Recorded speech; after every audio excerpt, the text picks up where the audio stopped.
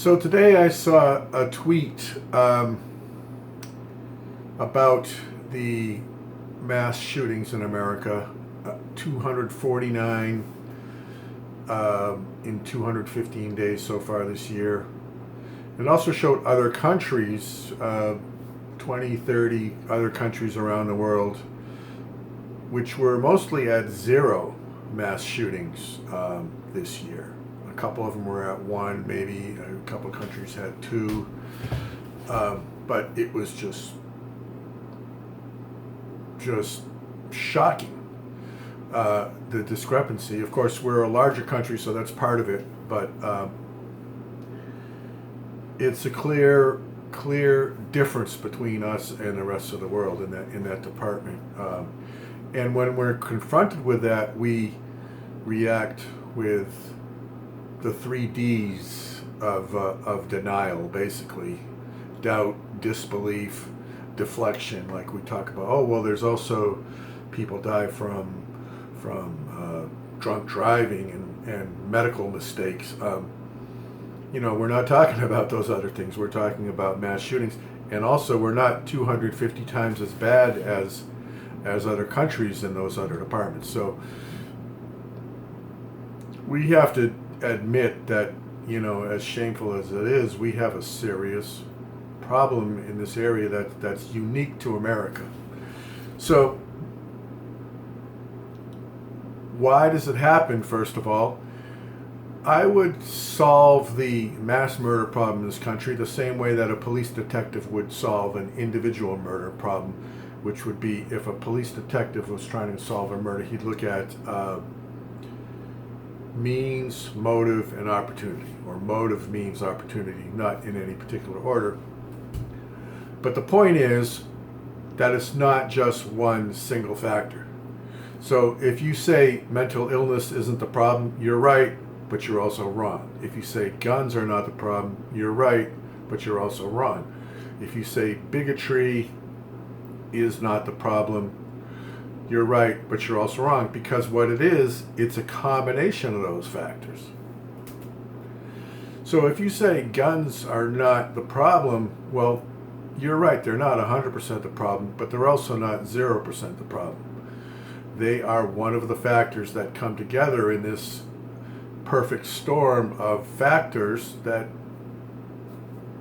takes it to the point of these things actually happening.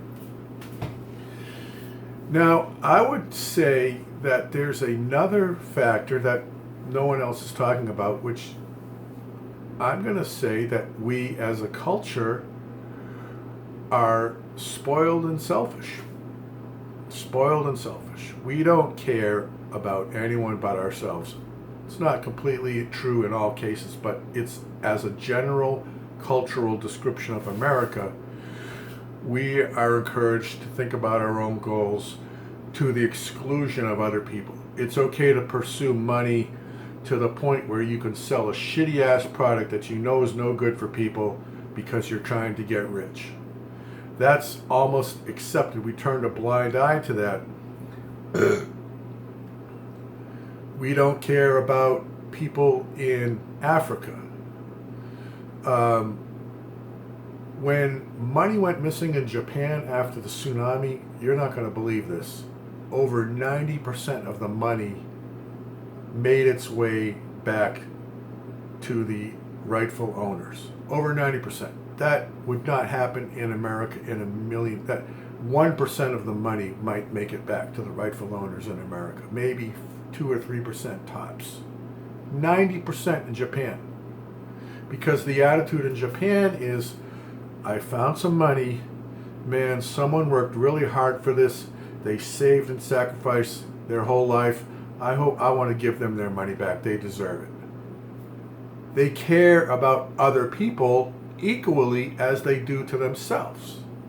They don't think of themselves as more important than other people. Oh, look, money, God loves me, since God loves me, God must want me to have this money. No, God loves everybody. Okay, equally. You should love everybody equally. You should love your neighbor as much as you love yourself. But in America, we don't. We hear about this mass shooting in El Paso. Okay, That was a bunch of people in El Paso. I'm not going to write my congressman and try to do something about murders. Next time it'll be Ohio. It'll be Ohio. Yeah, actually it was Ohio. Well, that doesn't concern me either. It's going to be somewhere else. I mean, I'm getting used to these things happening. As long as it's not me that's dead or my family, I don't really give a shit. That's the American attitude.